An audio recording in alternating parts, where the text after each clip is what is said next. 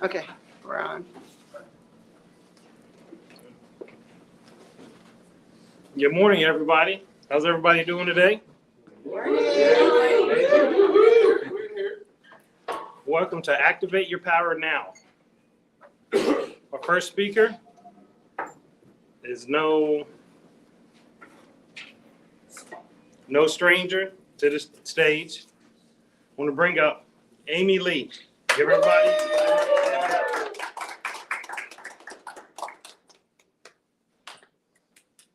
Hi, y'all.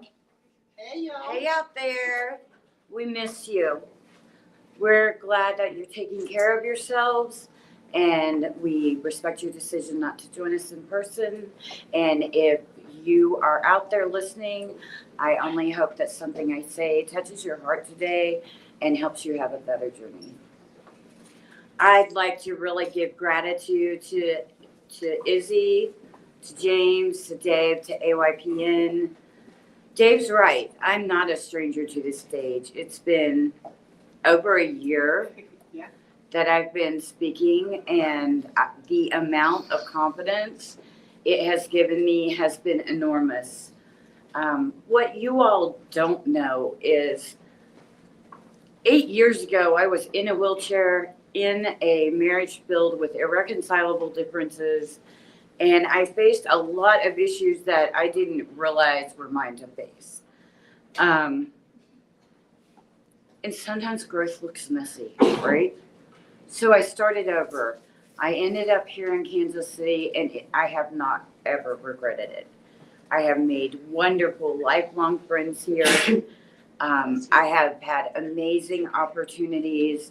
I'm out of the wheelchair. I'm down 100 pounds. And tomorrow is my official birthday. So all is well. I wanted to talk to you about the change that happens when you figure out that you have to like yourself first. I've heard people say, you can't expect anybody to love you if you don't love yourself. But I think that's wrong. That's assuming that a wounded person who is struggling with what's inside of them is somehow not worthy of love. And that's a misconception that I'd like to correct. All that we need to do to make progress is to learn to like ourselves. Now, you would think, having lost 100 pounds, I would be really excited. But there are these things. Joints, wrinkles, scars, veins. Do you know when you're thinner, you can see your veins under your skin? I did not, because I've been fluffy my whole life. I had insulated myself with my trauma weight, and I didn't know what was underneath there in any sense of the word, either physically or emotionally or spiritually. I had lost touch with myself. And as the weight came off, as I'm doing the inner work, I'm having some issues with my body. It was strange to me. My energy was developing. My personality was coming back to life. I could wear clothes I liked, but there's all these joints and bumps and things that I had never seen. And it really set me back because I still was in a place where I tied together my self-worth and my appearance. It was in a growing process. It's a learning curve. It's steps at a time. So, on the advice of some wonderful friends, I did something that was so far outside the box for me that if you told me 3 years ago I would be doing this, I would have straight up laughed at you. I mean, cackling on the floor, rolling the whole thing. I took a burlesque class. Now you might think, oh, I did not strip down to my nothings, I promise you.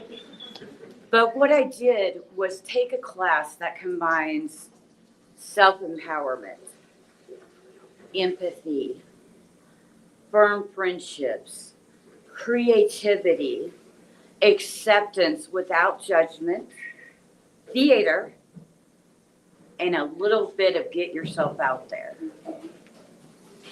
And I have had the best time. I have felt so amazing in a group of individuals that range from teeny tiny little Miss Spitfire to our fluffy, gorgeous queens. And I'm right there in the middle. My stage name is Moonglow. If you know, you know. And it has been the best time, the most empowering journey. I got to go to a show last night and collect tips for performers for a brand new show, and it was liberating. Because what these classes taught me, what burlesque does for me, is give me an outlet to accept myself without question, to accept others without question, to leave the issues of physicality on the table and just be. It's been incredible. I love it so much. It's given me confidence to go back to my songwriting. It's given me confidence to pursue my poetry. I'm going to be in an anthology that's coming out in March for writers and poets who are in recovery. I just passed my 2-year mark, and I'm very grateful. One day at a time. And there's all these amazing things happening because I'm not stuck in the trap of, well, what if they don't like me? What if they can see that role? What if my mom saw me in this outfit? Enough said. I finally told my mother the other night that I am doing burlesque so that when she gets the requested copy of this speech, she will not fall out on the floor and have a heart attack. But, you know, that's something that I had to break a tie with. I had to step away from other people's expectations, and I had to be me. So, with a little trepidation, because I still get stage fright, the talking's the easy part, I want to share with you an original song. This is my anthem, and it's called Better Every Day. And I'm just going to put my words where I can see them so that when I get nervous, I have them to back me up. I may be curvaceous, but I fit in small spaces, even though I'm fully grown. And some folks tell you I'm kind of outrageous, and I'm better off left alone. I'm into moonbeams, sunsets and deep dreams, and days by the shore set me free. I try to be love walking, not into smooth talking. I'm happy and blessed to be me. But I wouldn't bet against me. I wouldn't count me out. If I have a will, I'll find a way. So remember when you see me, fine on my own. I can smile, simply walk away. All my life, I've been different, though I prefer unique. And I tried to hide it for years, but I made peace with my past, found gratitude at long last, and I learned the value of tears. So I wouldn't bet against me, I wouldn't count me out, 'cause if I have a will, I'll find a way. So remember when you see me, fine on my own. I can smile, simply walk away. 'Cause I'm getting better every day. I'm Amy Lee, the Relentless Optimist. Thank you for your time.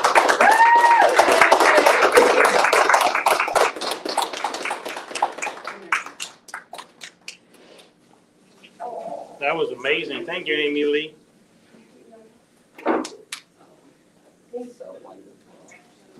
You can tell today that Amy Lee is loving herself. Yes. Yes. That's beautiful. Thanks for sharing.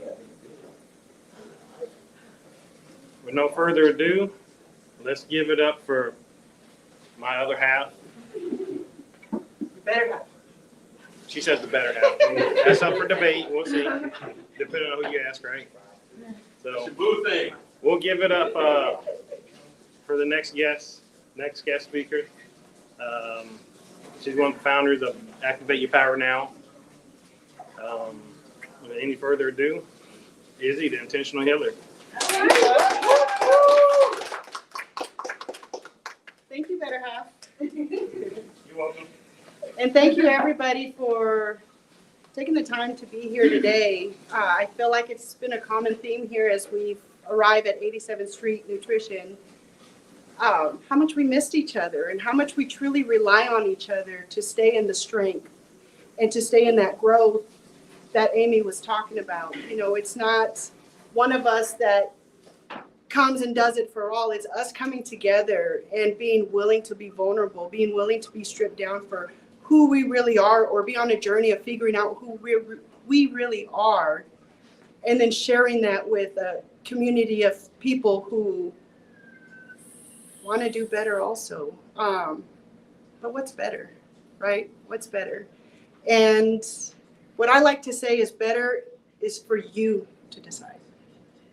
We're just here to love you through it. We're just here to be accepting of you as you are. So if you haven't become a part of this community yet, I just say give it a try. It doesn't hurt to try something. So I'm Isabel Luz Camacho Black for Izzy, the Intentional Healer. And as Dave said, co-founder of AYPN. And this is year 4 that we're going into. We're actually completing our series From Pieces to Peace that we ran from April 2024 to March 2025. Yeah. Sorry, I got distracted. So again, From Pieces to Peace is what we're closing right now. This is the second to last topic. Who do you love? And we'll be back next month to close out with Marching Away from the Madness. So who do you love, right? As I prepped for this speech today, I realized that I hadn't spoken in almost a year. James and I, we emceed the 2024 series, so we haven't taken the time to get on stage and share a piece of our heart. So it has just meant so much to me as I've been prepping for this, and it reminded me of the process that we go through before we come up here and we share a piece of ourselves. So to help me prep, of course I had to take it back to 2022, February 2022, Kansas City, Missouri, AYPN's 3rd event, and our topic was unpacking your love baggage. As I reflected on that, first I want to say, you do know you have love baggage, right? We all have experiences of how we've been loved, how we've shown love, or maybe lacked the extension of love. See, we've all lived a life, and that life we've lived up to this point has everything to do with how we're willing to show up to the world and how we're willing to extend that love to other people. So back in 2022, I wished everybody a broken heart. And I got that look from the people in the audience, the look I just got right now. And it's like, why would you want me to have a broken heart? That sounds cruel.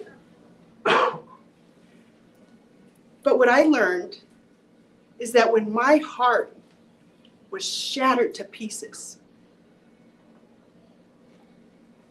that's when I was willing to do whatever it took to find peace in my life. So again, from pieces to peace. I'm someone who has endured lots of pain, just like you, in my life.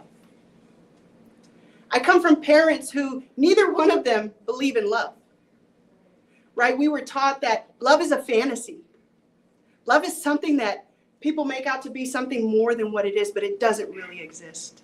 Love does not exist, and only fools will believe in it. And then I was taught that love hurts, right? The people that love you most tend to be the ones that hurt you worse. And I battled with that for so long. Why? Why is it this way? It didn't feel right within me to just accept that as ultimate truth, right? But what happened in my life was I kept putting myself out there, saying love can be different. I can prove it. I will love you for who you are,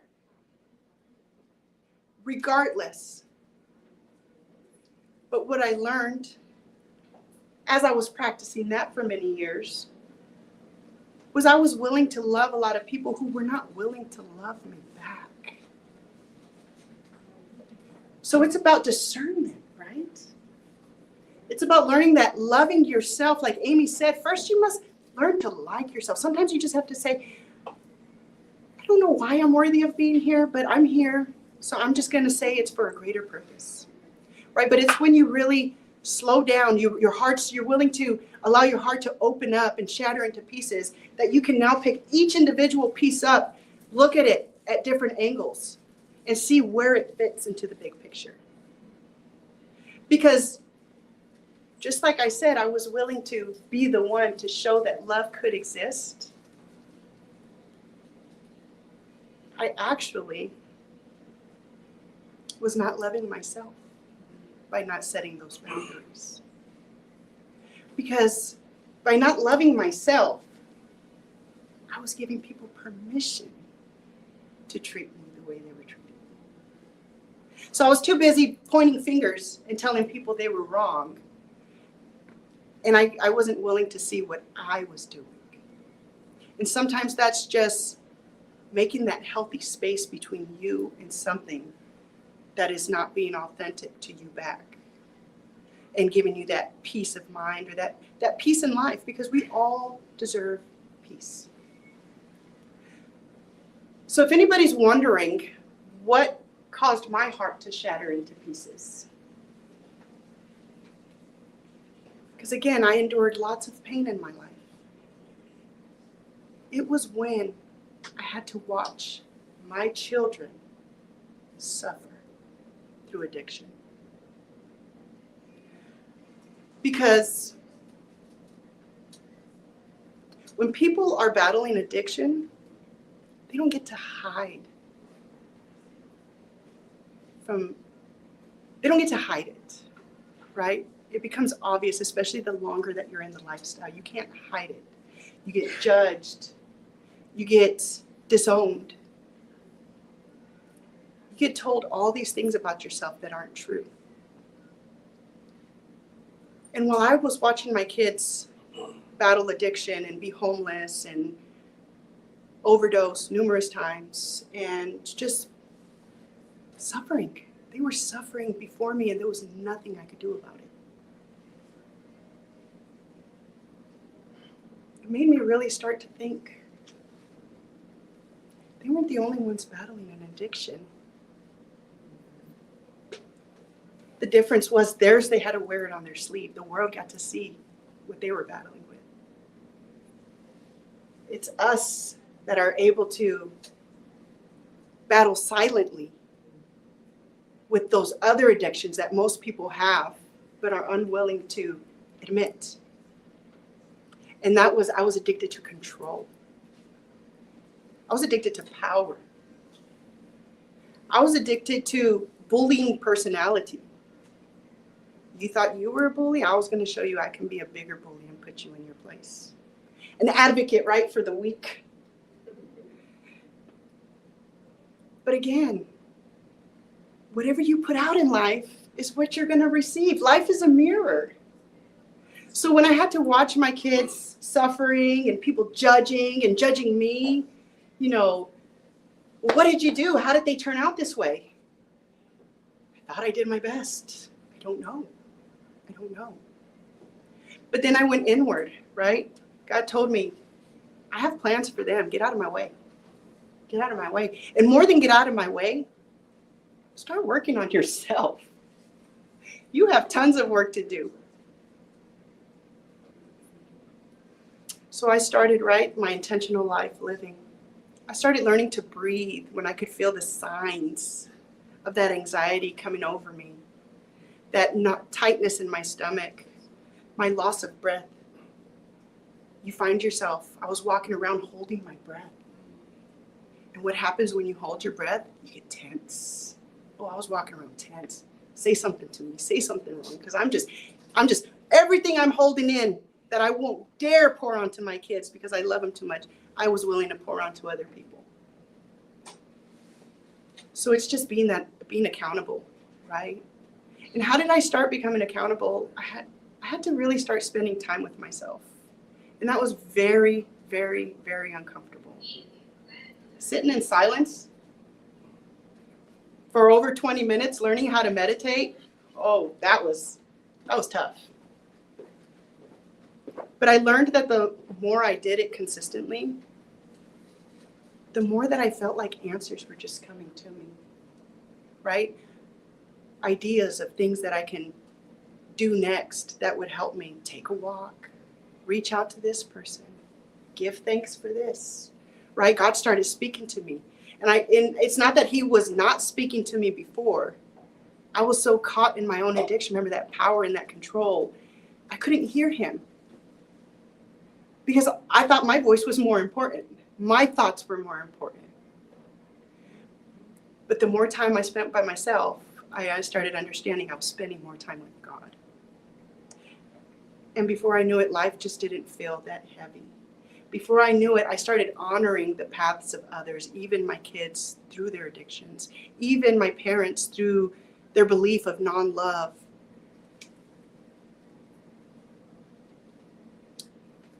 I started knowing that God will use us all for his greater good.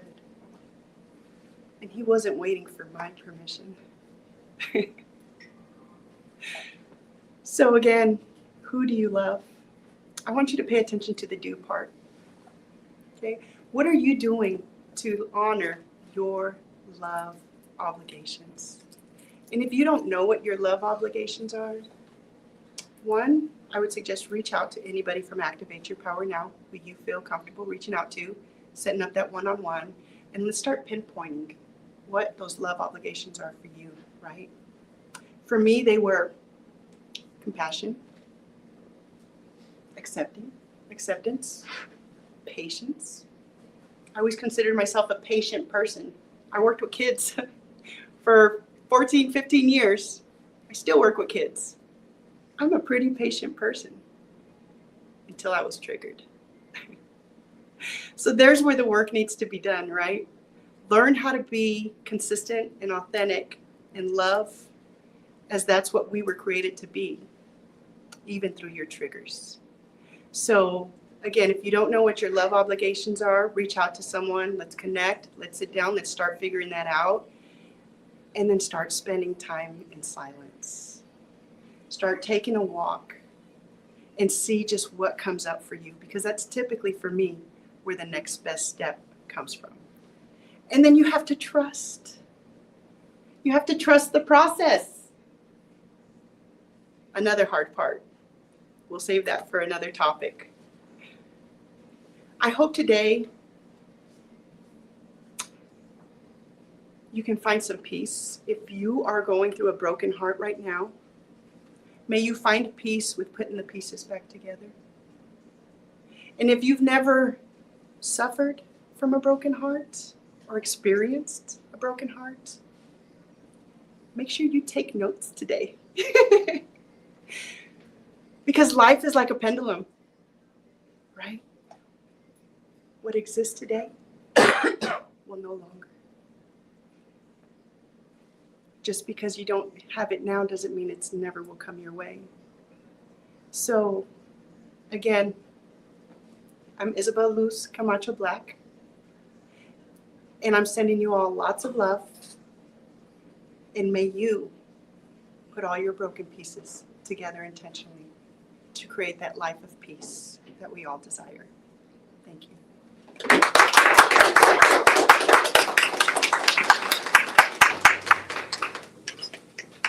All right, guys, let's give it up for Izzy one more time.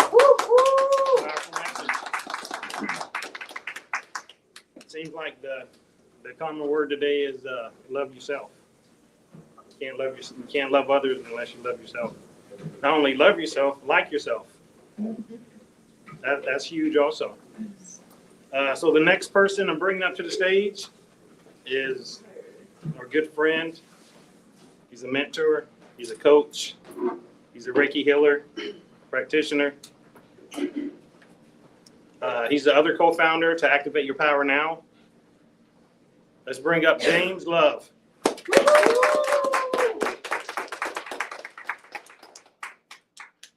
going on? What's going on? What's up? James Love, also James G. So I have a penny right here. And what a penny symbolizes in my life, every time I see a penny, it's a reminder that my family, they're with me, whether they're ancestors, spiritual family, or just somebody's thinking about me. Earlier, we were having a conversation, Isabel and I, we were going deep and just releasing some of that baggage. And I look down and it's right there. So it's always a constant reminder. And I'm bringing it to the stage because I'm going to bless this altar right here. Yes, I do ancestor veneration. No, it's not devil worship. It's really embracing who you are. So I want to say thank you for showing up and being who you are, because that's the best gift you can give to yourself and other people around you. It's just fully trusting that you are who you need to be, not only for yourself, but for other people that need to be touched in the way with the gift and the flavor that you bring. So if you're watching from home, if you're watching online, in person, thank you for coming through and supporting Activate Your Power Now, because your story is your power, right? Your story is your pathway to releasing and allowing new energy, new love, what's always been there to really sprout up and really take hold of you. And being brave enough to embrace that, to walk in that, to embody that, that's the gift in itself, because it's not easy.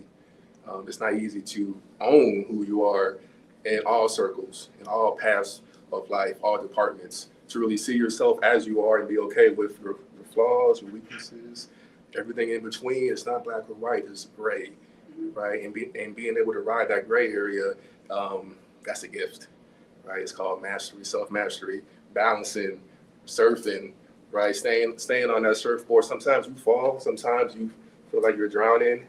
That's just a part of life too. So yeah, I'm gonna be me and bring that penny. But so I have a lot of dreams. That's how I receive messages, visions, all these different things. They come in different ways, but dreams is one of the most powerful ways I receive. And I had one just the other day where usually I wake up in the middle of the night and I'm up for like an hour and a half, can't go back to sleep, tossing and turning. I'm like, okay, something's about to happen.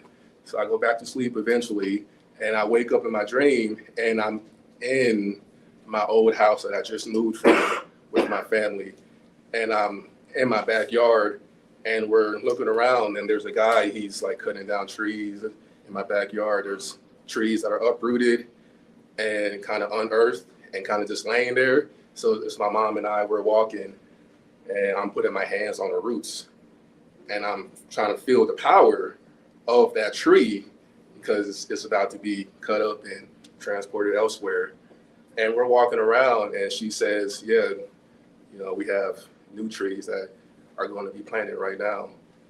And I'm walking back inside my house, and There's movers moving out our old furniture, and there's a new door also in my house that's never been there before.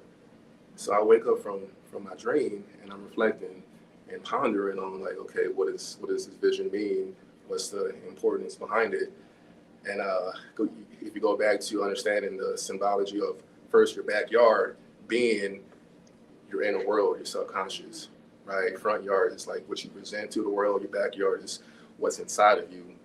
The trees meaning many different things, but the roots, belief systems, core beliefs, the tree itself, ancestral ties, family issues, right? Family ties and binds.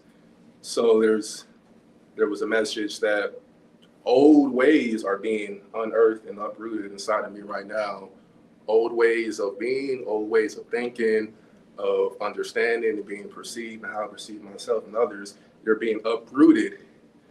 And in a sense, new trees and new seeds are being planted. And at the same time, that new door representing new awareness into old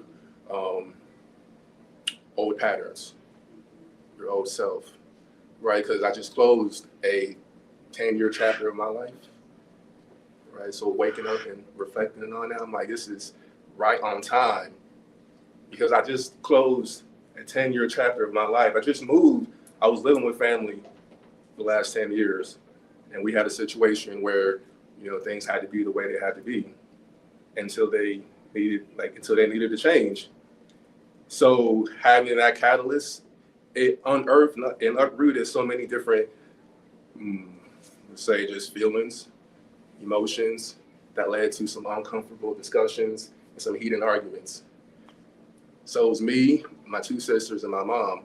And one of those heated arguments ended with my sister and I basically telling me, oh yeah, you're not spiritual, you're fake, right? That's bullshit.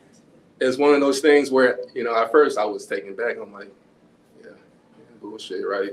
But then I sat down and I realized she was right. I was being fake because I bought in to the identity that being spiritual looks one way. So living in that house, I was biting my tongue to keep the peace, biting my tongue to keep the peace, biting my tongue to keep the peace until there was no more tongue to bite. And then until it overspilled and it became what it became at the end. Now, in that moment, I lost a part of myself because I felt like I needed to be somebody else. And when she called me out on that, see, we were on the same wavelength that being spiritual means you have to maintain a certain composure at all times. Even if you lose that composure, then now you lost yourself, and that's being fake. But see, the thing was when she brought that to my attention, it brought to my eyes that I was overly attaching myself to an identity and losing myself in the process. I was being blinded by thinking like things had to be in a certain way. Like even being a speaker right now, you feel like you have to perform for other people. And if you attach yourself to that, you can be blinded by the fact that you came here to give a message, or you came here just to share a part of yourself. And it doesn't have to look a certain way. It can be how you show up. But if you get stuck in your mind thinking like it has to look, can't have notes, right? Can't have your hands in your pocket, right? You gotta, it all has to line up in a certain fashion and manner that you lose the flavor that you came here to be, right? You lose your unique essence that you came here to express, whether it's being a father, whether it's being a brother. In your mind, you have the hallmark vision, whether it's from watching movies, everything that's been shown to us and told us that things have to be in a certain way, and it's not. Realizing that families, it's more normal to be dysfunctional than to be functional. And but the thing that brought me back to center is my ability to trust. And my ability to trust came back to realizing that, okay, yeah, I was being fake, but at the same time, by me expressing myself as I did, that was me being real, right? And that was a thread that was bringing me back to, okay, what's something that I left behind because it didn't fit the box that I thought I needed to be in, that I thought I was scared to really venture down those pathways because that's the old me. And the new me, no, you can't do that, right? You have to maintain an image. You have to manage perceptions of how others see you. You can't break down and allow the past to creep in and slip through the cracks of the foundation that you set up for yourself. It's kind of like life was slipping through my hands like sand. You want to hold it, and like the tighter you grip it, the faster it falls through. Life was slipping through me. But it was only when I came back and reconnected to my passions, realizing that that's a part of me, a part of who I am, my essence.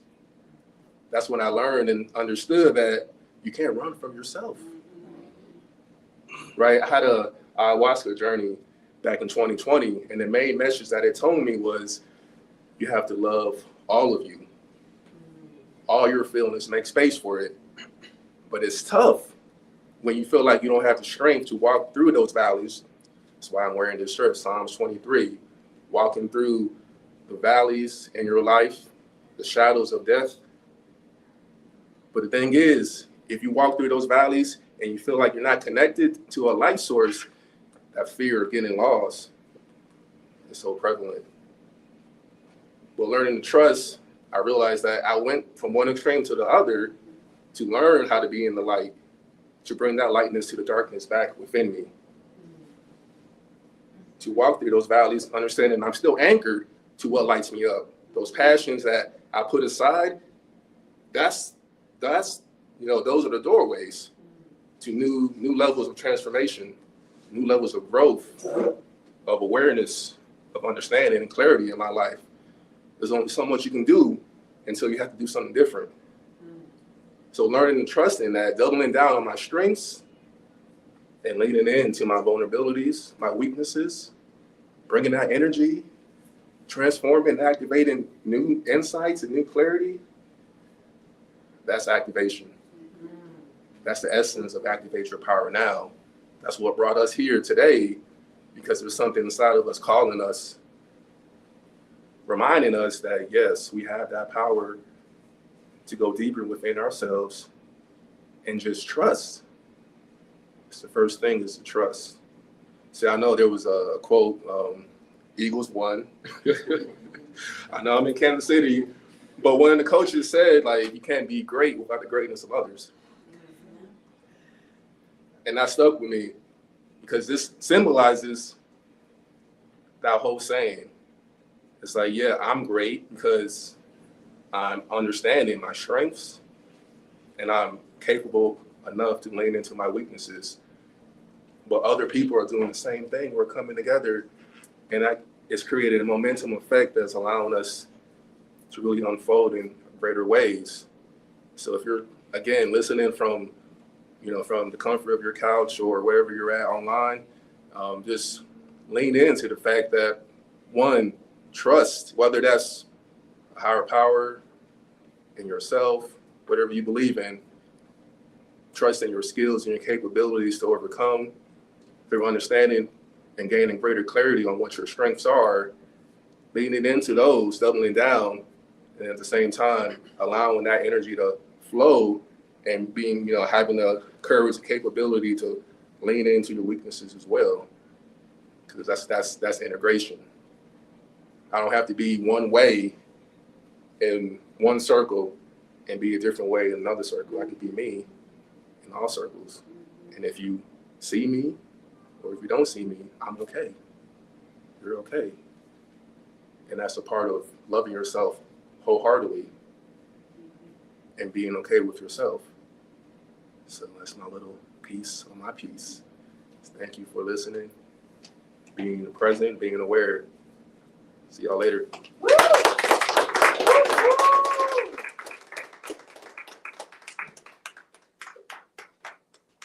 Give it up one more time for James Love. Love your whole self. That's the common topic today. Our next speaker,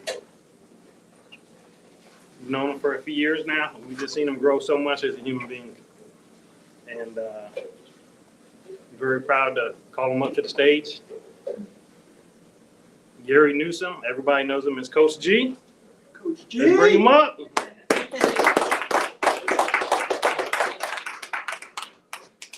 Hey everybody, this is crazy because I came to support my family today. This wasn't about me. I came to support my family, and I don't have to be here. I don't have to be on the roster to speak to support this group, because when we talk about who do I love this group. Izzy talked about in the beginning that we haven't been together, I think, since November. But man, I love this group. And I couldn't sit here and not say anything. I'm just like, man, they provoke me every time I'm in their presence. It's just something powerful. My brother up here leading and emceeing today provokes the hell out of me, because I am so proud of him and just watching him grow and evolve in his life. But I want to share a little bit. And I wasn't prepared to speak, but I got to speak because these are my people and this is where I'm safe. So I think the last time I was here in November on stage, part of my speech I talked about, since we're talking about love, I talked about being connected to a person that I felt was the love of my life. One that I thought was my queen, and the love I experienced from her, the peace, the alignment, that it was the greatest thing that I'd ever experienced in my life. Well, I'm here to say today that's done. That's over. And I experienced in the end of that, and still kind of going through some of that, the greatest pain of my life. And for those in the room, you know what that means when I say that. And I've been in a really, really dark place for the last couple of months. But I don't come to share that because I'm not trying to throw her under the bus or get some pity party. We're talking about love. And yes, that was probably the greatest love experience of my life. But that being said, I learned so many lessons that came out of the end of that. And, we're still exiting that situation, but I want to talk about that though. It really helped me fine tune what love really means to me. And it's funny that I say that because coming here today, again, was a reminder to me of what true love really is. True love is the people in this room. So the aftermath of that relationship brought to me a reconnection with my sons. They had started slowly, but because of my divorce and some of the other things that some of you know my story, has brought me back closer to my sons. I've been able to spend time with them. I've been able to engage with them. I've been able to spend time with my grandkids. And for those that know me, man, my babies are my heart. And yeah, you want to talk about love? Your boy, Coach G, loves those girls. And I have a new grandson. Congratulations. Grandson. Now, he's, I want to say, just about 6 months old now. His name is King. And I'm so proud of the young man that he's going to become. I love what his parents are doing for him right now and how they've raised their children. But that's an experience of love. This journey, again, I have to thank her. Sometimes we have to go through hurt. I think it was, I want to say it was Will Smith that said, the greatest gifts or the greatest blessings are on the backside of pain. So when we talk about love, a lot of times we don't want to experience the pain of love, but if you really want to endure love and experience love, you're going to have to experience some pain. And because of the vast amount of love I had in this relationship and it ending, and it hurt so bad, but I can't even talk about love without talking about Abba Father, because him being the one that loved me the most knew I would go through what I was going through, knew that I would experience what I had to experience. And it was brought to my attention last week. I was in a men's Bible study, Elevate Men, group that I'm a part of. And it was at my church, the Oasis Church International. And after I went there heavy, I've been spending months, these last 2 months, being strong. That's what a warrior does, right? Forgetting that, Gary, it's okay not to be okay. That the grace that I give everyone else, I wasn't giving myself. And I'd gotten to a point of exhaustion. And I went amongst my brothers, and they're expecting me to lead and speak and be powerful, and I couldn't. I started a sentence, and I couldn't even finish it because I was exhausted emotionally, mentally, physically. And I started to weep. I couldn't even finish, like I said, and I just stopped. And my brothers rallied around me, and it was just a powerful, powerful event. And on the way home, one of my brothers called me and just kind of ministered to me some more. But one of the things that he talked about was that sometimes, and this is for me, but I want to say this is for you. Sometimes when we're talking about love, we take love out of perspective. And he helped me to realize that because this was the love of my life, I had lost balance. I had pulled away from different things and different people and different situations. And she became an idol to me. And being the man of God that I am, I know I serve a God that's a jealous God. And he will not tolerate that. So I believe now that it was strategic by the Lord. There was an experience, there was growth that I needed to gain from that. So I stand here today and actually have to say thank you for what you've done to me, what you're still doing to me. Because now I don't see you as pain. I see you as nothing but the vessel that God had to use to take me to the next level. And when I want to talk about that, that's love. Okay? He helped me to love my children in a brand new way. He helped me, this is going to blow some of your minds. I've reconnected to a little degree with my ex-wife. Woman I spent 34 years of my life with, that losing the relationship, I hated her. That was so much pain. I hated her. And going to one of my son's games, he's a basketball coach. And he coaches for a local school. He calls me. He's like, well, Dad, I got to let you know, Mom's going to be at the game tonight. And I'm like, oh, dang. I hadn't seen her in 2 years. So I'm like, okay. I go to the game and we hey, how you doing? Do a little thing. And he wins his game, so he's playing in another day and next day. And he calls me that morning. Well, Dad, just letting you know, Mom's going to be at the game again.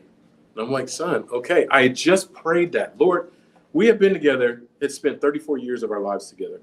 I don't want an adversarial relationship with my ex-wife. I want peace. I want love for the sake of our family, our grandchildren, our boys. So I told him, son, I'm good.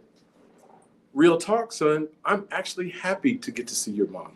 I'm happy that she's happy. I'm happy that she's doing well. I'm happy to see her around our kids and our family. So that was another experience of love. Another experience of that love was the pain of that relationship brought such laser focus for me. I'd been a place of stagnation with business and ministry opportunities that I just kept pushing aside. The Lord kept sending things left and right. And I'm like, oh, that's great, Lord. But no, not right now. That's great, Lord. No, not right now.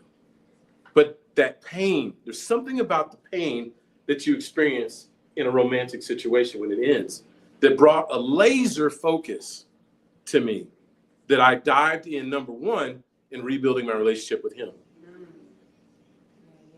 So I had to get back. I was off track. I built an idol in front of him, before him, and I had to knock that idol down. Well, he knocked that idol down, and I had to reestablish a relationship with him. I got plugged back into a local church that in most people that know me, this is probably not a church I would go to because it's an older church, meaning older population. I'm a young, I'm youth. I'm all about that. But man, the love that has been embraced, they have embraced around me and poured around me, them even knowing my situation and what I went through and just rallied around me has been amazing. So it brought new purpose. Ministry opportunities have just opened. I've got a conference that I'm speaking in a major conference. I'm like, Lord, I haven't done ministry in 3-4 years on that level. And I'm going to be speaking in this major conference here in Kansas City with some of Kansas City's heavyweights. And I'm like, I'm like, bro, you want me to speak in this? And he was like, oh my God, do I want you to speak in this? Because there's a word in your mouth and the people need to hear it. So another opportunity of love, the business opportunities that have flown open for me have just been unbelievable. Promotion at work, they've created a new position for me where I'm not just a recruiter, but I'm the local recruiter for Kansas City, the regional recruiter for Kansas City to go to high schools. So I know I talked to Izzy about, going into high schools and speaking. Well, because that being a desire of my heart, Abba Father just created a door I wasn't even looking for that I just now walk into. So now I will go to every school, high school in this city and talk about my job, but it also creates an opportunity for me to go back. I just went to Raytown High School this week and the lady was just blown away. But it created an opportunity for me now to go back to that high school and speak from my perspective, the motivational speaker perspective. So, which is creating a new business, where you work consulting. I didn't ask for that. I've been pushing for that. Izzy and Evie know about that. I've been pushing for that. But when I got focused because of new love, divine love, as my sister's saying back there, these doors have just opened up for me. And then lastly, I'm running out of time, love for self. Love for self. Because I remember looking in the mirror when this relationship ended, the Thursday night when I was presented with some information that devastated me and broke my heart. Darkest moment in my life in a long time. And I won't go into that, but I woke up the very next morning in shock. Because as I'm sitting in the mirror brushing my teeth, getting ready to go to work, I'm like, are you crazy? Have you lost your mind? Why am I saying that? Because I had so much joy, so much excitement, so much love. And I'm like, Lord, where the heck did this come from? Because I shouldn't be this way. I should be sad. I should be down. I should be depressed. I should be hurting. But yet I was full of love because I had reconnected with the Father. In the midst of that night of despair, he said, son, will you let me have this?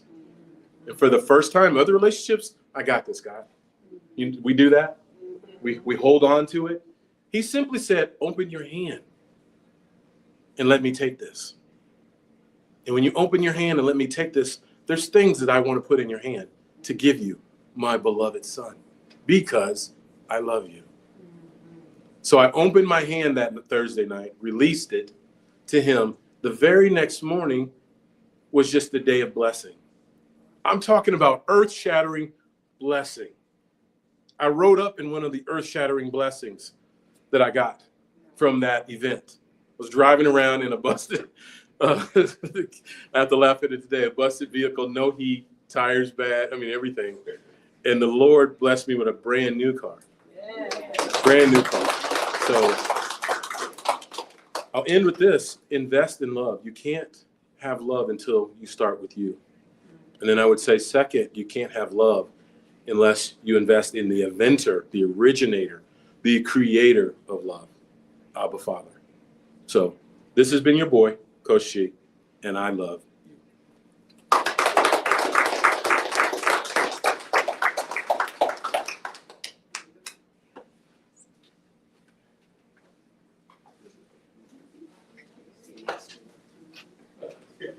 Wow, very powerful. Coach G, let's give it up for him again.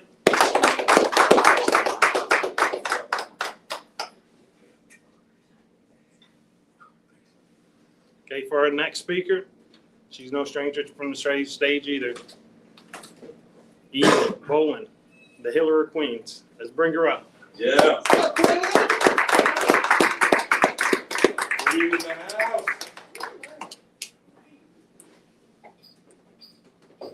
Hello. Hello.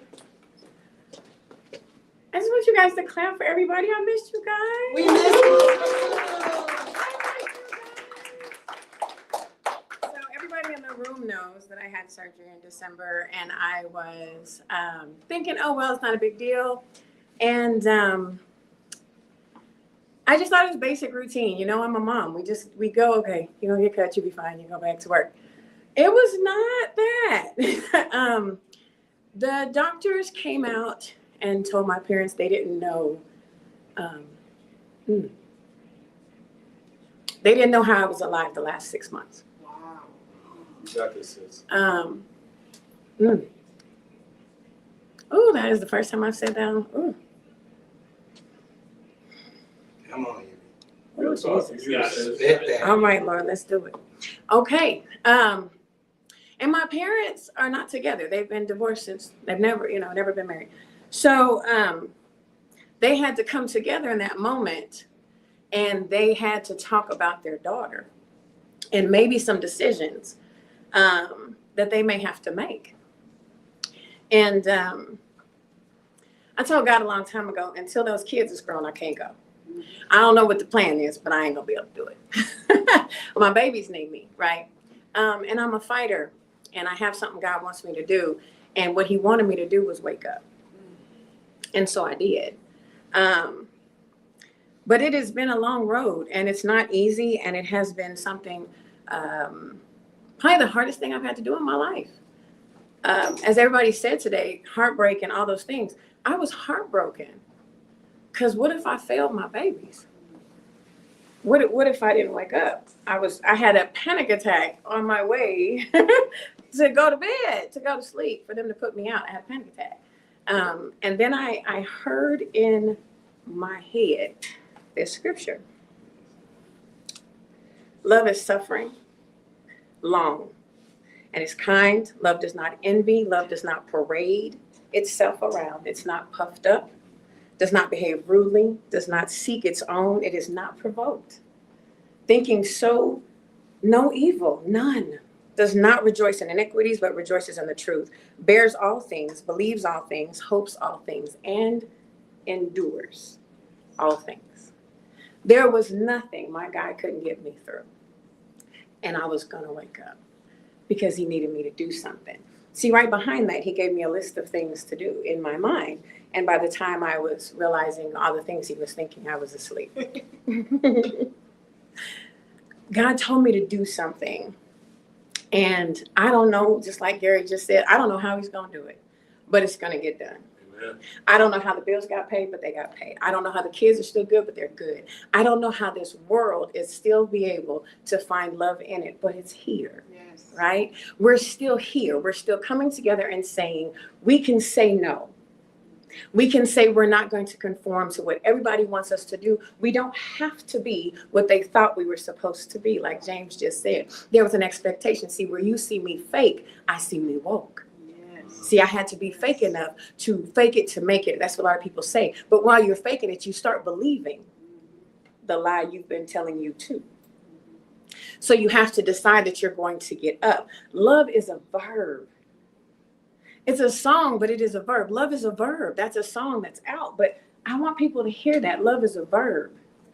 While we're walking around pretending like we're supposed to be love a certain way and love the way people want us to love, and you're supposed to love me like I tell you to love me, and then you can't love me in a way because I can't deal with your love baggage, but I want you to take on my love baggage. But love is a verb. So why are we walking around treating it like a noun? Love is only supposed to be this person, this place, this thing. But love is a verb. What happens when love is a thing? What happens when love comes down to being a person? When all you found is this one person, I can't love anybody else.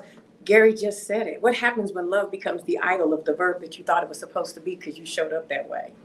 What happens when love is a verb? It's a verb, but we're treating it like a noun. What happens when you put a period behind a love that's supposed to be exploratory? What happens when love is supposed to be bigger than what you said it was? And we watched our grandmothers and our aunts and all those people back then decide and settle for what love they were told it was. See, it was okay if he cheated on you 27 times, Geraldine, he still paid the bills. It was all right that if she went out there and got pregnant by somebody else, that's okay. Just take care of that baby. It's your obligation. You marry that girl because this is what you did wrong. We forced a lot of people into a lot of noun loves. and never taught them it was a verb. Love has to have action behind it. How do you love me if you hate you? How do you expect someone to love you more if the last time that you showed love, you were faking? I'm supposed to love you past the hate that you have for yourself? How do I love you if you don't even show up as you because you're still faking loving yourself? Love is a verb. Do you apply that action to yourself first? We don't. We say we have to go give love to the world, or we have to be the light of the world, or we have to help all these people. And yet, just like Izzy spoke about, but when my children were going through it, they didn't care about my love. They didn't care that I was doing the best I could as a mother. They didn't care that I was everywhere. They didn't know about the times that I went into those houses and had to go get my babies underneath 4 and 5 different people. They don't know what I went through, but you judge me because I'm a bad mother, because my child found something that someone told them was love. See, I'm addicted to a drug because I'm addicted to the love it helps me. You get addicted to the drugs, you get addicted to people. I only stayed in that bad relationship because, well, he loved me. He only hit me when I said things he didn't like. So if I just didn't say nothing he liked, he was amazing, right? But then we always talk about the women that get abused, but we don't talk about the men that are mentally abused, because just because she don't put her hands on you, she sure played around in your mind, though, and abused you that way, belittled you that way, minimized you that way. And now you're less of a man because you believe the lie of the love she told you. We forgot. And then we assume that it's always the people that are external from us, the girlfriends and boyfriends. But sometimes you didn't get love from your mama, and now you have no idea how to love her anyway. Yes. Sometimes we didn't have that. Some girls, their first love wasn't their father. They didn't have him. So the first love was the first guy that said that he liked me. And so I attached myself so deep that I realized that I was a kid trying to be loved. And the only thing I was doing was remember what they did on Nick at Night, and I was duplicating. But it wasn't a verb. See, I made my love a noun. It was a person. It was a place. It was a thing. So the addiction was okay because it was my thing. It was my love. The person was okay. It didn't matter if they were abusive to me. It didn't matter if they hurt me. It was love. It was okay. They were my thing. Don't you remember in the 90s, everybody had to be somebody's bootleg. We didn't know that we were asking to be somebody's nouns. Just your thing. Something to do. She's the basement girl. This one's the one I take outside, and that's the one I bring home to my mama. We had levels. Let's be honest. There's a whole lot of us with basements. Nobody married their basement. They did marry the one you could bring outside, though. But the one that you could take to your mama, you didn't always bring home. Because I ain't the one you wanted. That's the one your mama chose. We forget those things. Love is a verb. That's what it's supposed to be. What if I told you, I'll take a step further. What if I told you love was eternal and internal? Can you do something with that? See, if my love is eternal, that means he had to show me how to love by loving me first. So if he loved me first, why can they love me last?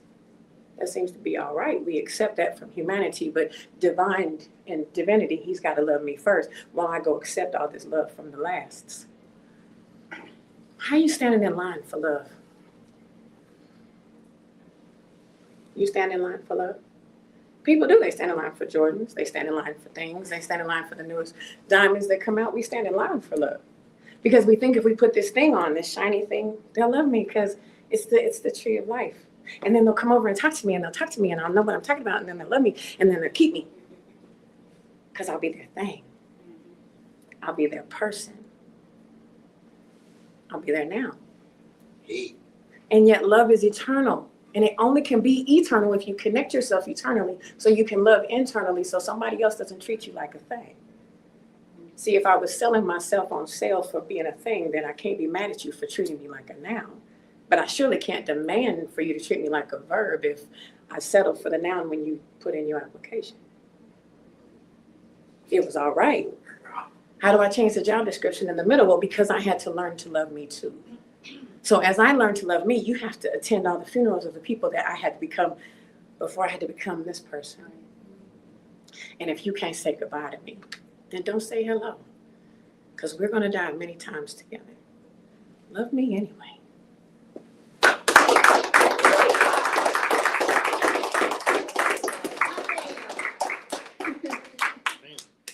Let's give it up for Evie again. She said to stay on fire.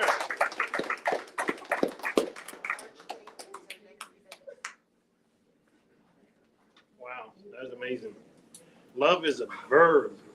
I love that. Yeah. And I loved also what Coach G said. Invest in love. Well, that's going to be it for Activate Your Power Now for today. I'm going to bring up Izzy again. She wants to give you some dates. James, go ahead and come on up also for the next event. James and Izzy.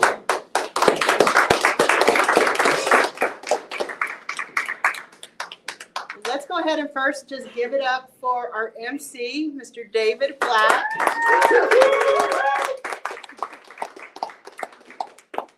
And let's give an applause for Sarah from TLA, which hosted us many times. And this is their second shop, 87th Street Nutrition. And they've extended out the offer to, again, like I said, host us for the whole 2025 year. So we're extremely thankful. We're grateful for everything you've brought to the table. Even when we weren't at the tea shop, she was bringing her teas to other event space and has just become a part of this community as well. So, and I wanted her to share something actually now that yeah, come on up here, Sarah. So I knew this, but it when I heard it again yesterday from Sarah, it blew my mind, and I asked her if she'd come up and she'd share this because I just thought it was beautiful and it aligned so much with our topic today, love. So tell us, I knew TLA was the initials of your kids, but I thought T, L, and A was each an initial, and it wasn't making sense to me because I know your kids' names, and I was like, there's one that's not fitting. So I asked her again yesterday, I said, tell me again what TLA stands for. And I just want you to come up, say what it stands for, and what called you to use that as your business name. Well, I'm Sarah Ambergy. I own TLA Nutrition. And the TLA is, I have 3 kids. All 3 of my kids have the same initials. The T, the L, and the A. Taya Lynn Ambergy, Thaden Lee Ambergy, and Tristan Lane Ambergy. All for True Love Always. True love always. And I just wanted to clear something up, just really quick. I know a lot of people think this is my shop. This actually is not my shop. This is my 21-year-old daughter's shop. She is 21 years old. Yes. She actually has 2 jobs. She owns 87th, and she also is a lifeguard at Matt Ross Community Center. She is a manager there, and today they're doing their CPR training and all this other. So that's why I'm here, and I told her, I said, yeah, anytime, and she likes going over to TLA and working, and so you'll never know exactly where neither one of us are at. So forgive us. We love it. We love seeing you all. We all want you to come and join us. If there's anything we can do to help out. We also have a space in the back if there's anybody who wants to come and just have a smaller meeting, a one-on-one or whatever. Just know that we are here and we want to open up our love to you guys. Well, we appreciate that. Thank you so much. You're welcome. You're welcome. Thank you guys. Thank you, Sarah. So again, she has a spot here at the shop in Overland Park, 87th Street, 87th Spot Nutrition. And they have a meeting room that they've put together to allow you to come have some private space, have a great tea, a protein shake, and host that meeting that you need to host. So reach out to Sarah, reach out to me or James. We'll be happy to get you guys connected. But come check them out, even if you don't have to have a meeting. They're just a beautiful space to be a part of. So, James, if you want to say something. Yeah. Our next event is March 9th here. Is it 8th or 9th? Okay. That's Saturday, Marching Out of Madness. That's going to be a good one. We have an amazing lineup of speakers coming through, and really, sharing their pieces. And that's the last month for our series From Pieces to Peace. In April, we start a whole new series. Yes, we do. And we'll talk about that more later on as time goes. again, thank you for coming through and being a part of this wonderful experience and just coming together and sharing in love. So we'll see y'all later. Y'all take it easy. Remember, love is a verb. Yes.